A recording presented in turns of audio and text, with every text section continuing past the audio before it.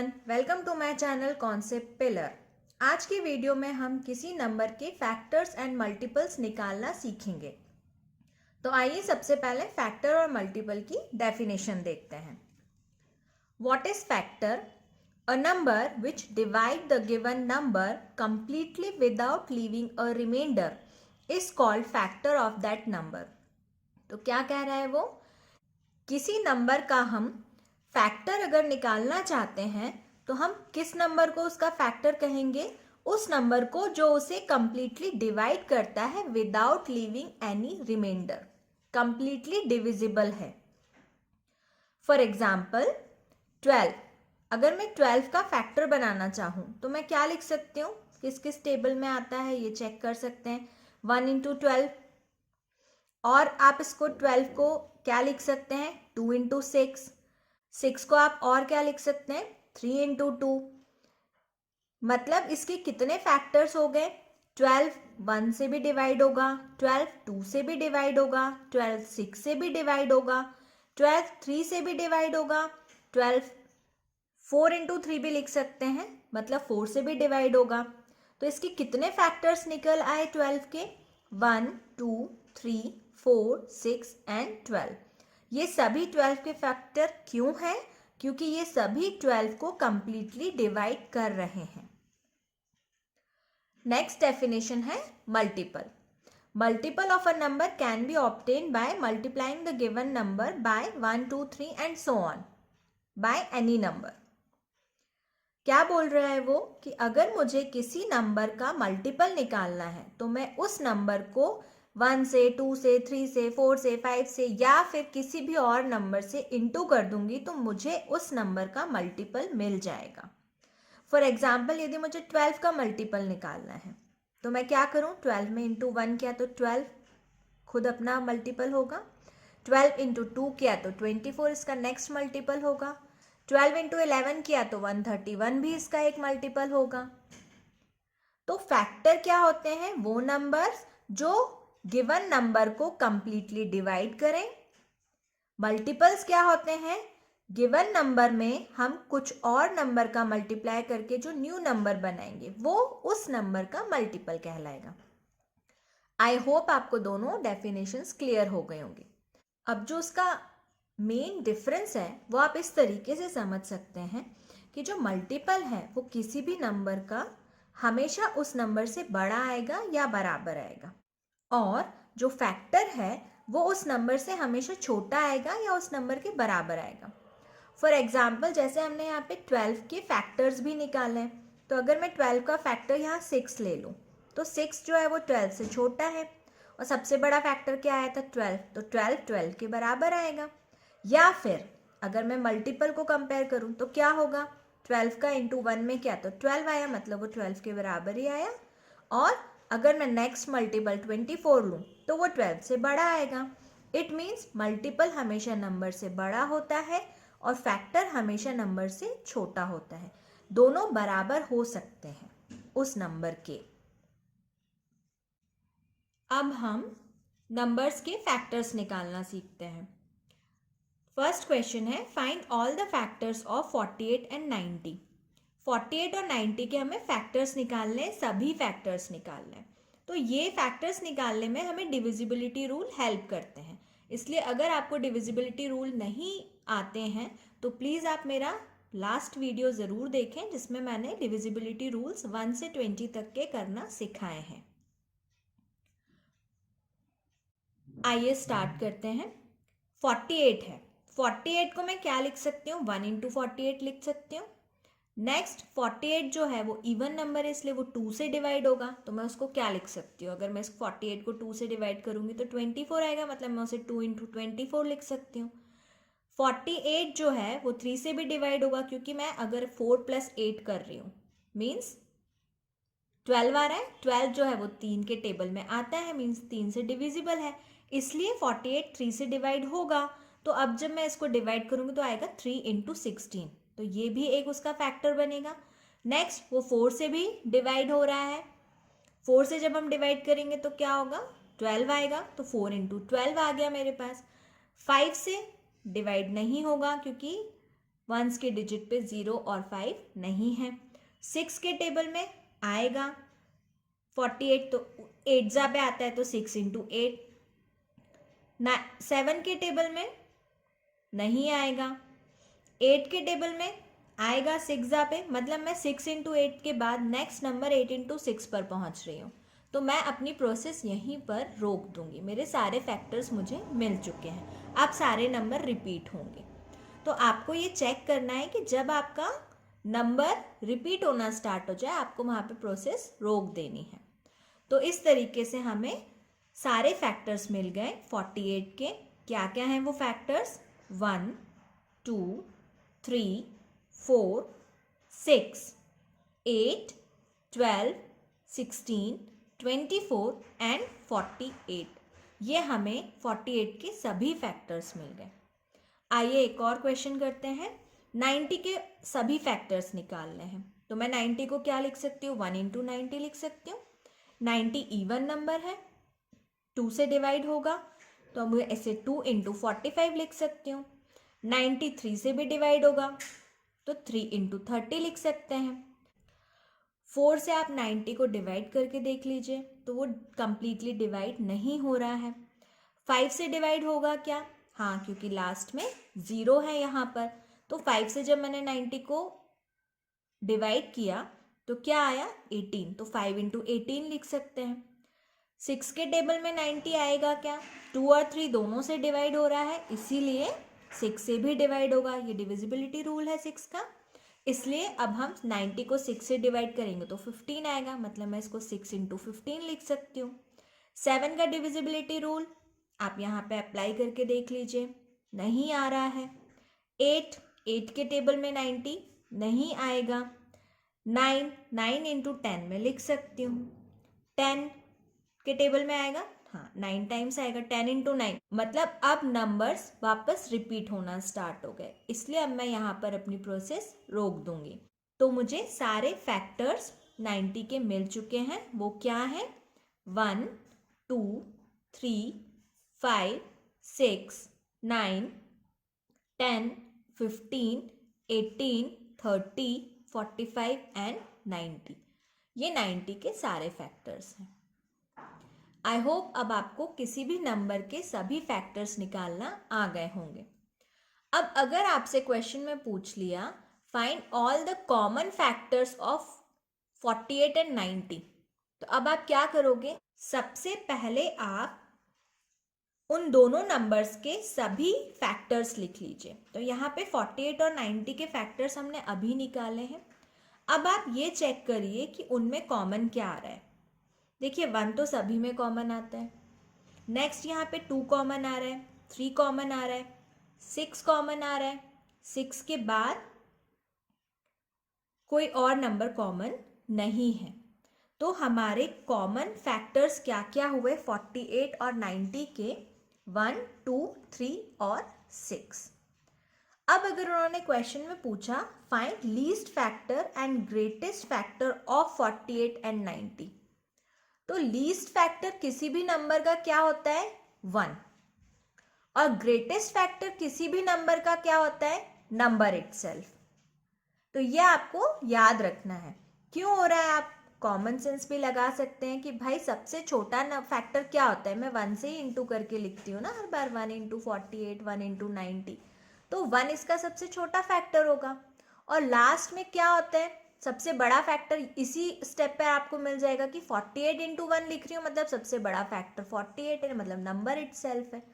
1 into 90 लिख रही हूँ, मतलब 90 सबसे बड़ा फैक्टर है, तो वो भी नंबर इटसेल्फ हो गया। तो क्या प्रॉपर्टी लगी यहाँ पे कि least factor of any number is 1 and greatest factor of any number is number itself. इसलिए 48 का लीस्ट फैक्टर 1 होगा, 90 का लीस्ट फैक्टर भी 1 होगा, 48 का ग्रेटेस्ट फैक्टर 48 खुद होगा और 90 का ग्रेटेस्ट फैक्टर 90 होगा। नेक्स्ट क्वेश्चन है फाइंड फर्स्ट 5 मल्टीपल्स ऑफ 12। किसी भी नंबर के अगर मुझे फर्स्ट 5 मल्टीपल्स, 10 मल्टीपल्स, 3 मल्टीपल्स कुछ भी निकालने को बोले तो सिंपल मुझे उस नंबर का टेबल लिख देना है, क्योंकि टेबल में हम क्या कर रहे होते हैं, सबसे पहले 1 से इंटू करते हैं, फिर 2 से इंटू करते हैं, फिर 3 से इंटू करते हैं, फिर 4, फिर 5 एंड सो ऑन। मतलब मुझे फर्स्ट मल्टीपल्स कैसे मिलेंगे उस नंबर का आप टेबल लिख लीजिए। तो अगर मुझे 12 के फर्स्ट 5 मल्टीपल्स निकालने हैं तो क्या करना होगा, 12 इंटू 1 मतलब 12, 12 इंटू 2 मतलब 24, 12 इंटू 3 मतलब 36, 12 इंटू 4 48, 12 इंटू 5 60। अब अगर उन्होंने सवाल में पूछा कि लीस्ट मल्टीपल ऑफ 12 क्या है, तो यहां पर लीस्ट मल्टीपल नंबर इटसेल्फ होता है। ओके, फैक्टर का उल्टा हो रहा है यहाँ पे, क्योंकि मैं 12 इंटू 1 करके नंबर निकाल रही हूँ 12। तो यहाँ पे लीस्ट मल्टीपल क्या होगा, नंबर इटसेल्फ। और ग्रेटेस्ट मल्टीपल हम निकाल ही नहीं सकते। क्यों नहीं निकाल सकते, क्योंकि किसी भी नंबर के मल्टीपल्स काउंटलेस होते हैं। हमें इनफाइनाइट नंबर ऑफ मल्टीपल्स मिल सकते हैं, क्योंकि मैं कितने भी बड़े नंबर से इनटू करके नया मल्टीपल निकाल सकती हूँ। इसलिए ग्रेटेस्ट मल्टीपल हम नहीं निकाल सकते। लीस्ट मल्टीपल किसी भी नंबर का वो नंबर खुद होता है। ये प्रॉपर्टी आप याद रखिएगा। नेक्स्ट क्वेश्चन है, find any 3 common multiples of 4 and 6 and 5 and 15। 2 question हमने यहाँ पर लिए हैं। तो फर्स्ट वाला है 4 एंड 6। तो सबसे पहले मैं 4 के मल्टीपल्स निकाल लूँ। मीन्स मैं क्या करूँ, 4 का टेबल लिख दूँ यहाँ पे। 4, 8, 12, 16, 20, 24, 28, 32, 36, 40। मैंने ये सिंपल 4 का टेबल लिख दिया है। मल्टीपल्स ऑफ 6, इसमें भी मैं 6 का टेबल लिख दूं तो क्या आया, 6, 12, 18, 24, 30, 36, 42, 48, 54, 60 एंड सो ऑन। ये डैश डैश मैंने इसलिए लगाए हैं कि अभी और मल्टीपल्स निकल सकते हैं, लेकिन उन्होंने हमसे 3 कॉमन मल्टीपल्स मांगे, तो इतने में हमारे मल्टीपल्स कॉमन 3 तो निकल ही जाए। अब आप कॉमन मल्टीपल्स निकाल लीजिए। क्या कॉमन आ रहा है इसमें, 12 और 12। नेक्स्ट क्या कॉमन आ रहा है, 24 एंड 24। नेक्स्ट क्या कॉमन आ रहा है, 36 एंड 36। तो मुझे 3 ही चाहिए थे, तीनों मुझे मिल गए, 12, 24 एंड 36। अब आप 5 और 15 के कॉमन मल्टीपल्स निकाल लीजिए। तो आप यहाँ पे 5 का टेबल लिख लीजिए। फिर आप मल्टीपल्स ऑफ 15 निकालने के लिए 15 का टेबल लिख लीजिए। यहाँ पे मुझे फर्स्ट 3 कॉमन मल्टीपल्स निकालने थे, इसलिए मैंने 5 तक का ही टेबल लिखा, क्योंकि 5 10 50 पे तो ख़त्म ही हो गया, तो उसके आगे के नंबर तो इसका कॉमन निकलेंगे ही नहीं। अब हम चेक कर लेते हैं। तो यहाँ पर देखिए 15 और 15 कॉमन है। नेक्स्ट 30 और 30 कॉमन है। नेक्स्ट 45 और 45 कॉमन है। 3 मुझे कॉमन मल्टीपल्स मिल गए, 5 और 15 के, 15, 30 एंड 45।